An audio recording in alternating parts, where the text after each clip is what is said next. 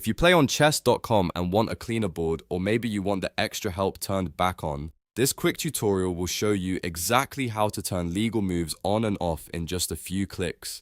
It's a simple setting, but it can make a big difference in how you play and how you practice. Legal moves help highlight where your pieces can go, which is great for beginners, but some players prefer turning them off to make the game feel more natural and challenging.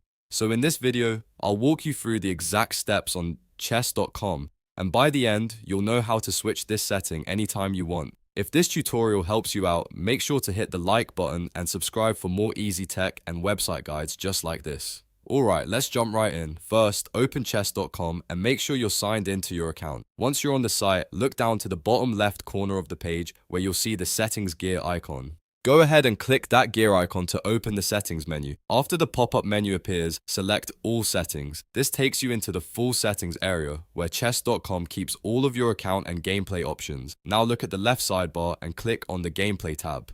This section controls different gameplay preferences, including move aids and board behavior. Once you're in the gameplay settings, look for the option called Show Legal Moves. This is the setting that controls whether chess.com highlights the squares your pieces can legally move to. If you want to turn legal moves off, simply switch the toggle to off. It should turn gray when disabled. If you want to turn legal moves back on, just switch the toggle to on and it should turn green.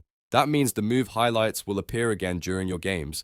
After changing the setting, you can close the menu and go back to playing right away. There's no extra save button needed, so the change should apply instantly. And that's all there is to it. You've now learned how to turn legal moves on and off on chess.com in a few very easy steps. This is a great setting to adjust depending on your skill level and the kind of practice you want. If you found this video helpful, please give it a like, subscribe to the channel, and turn on notifications so you don't miss the next quick tutorial. Thanks for watching, and I'll see you in the next one.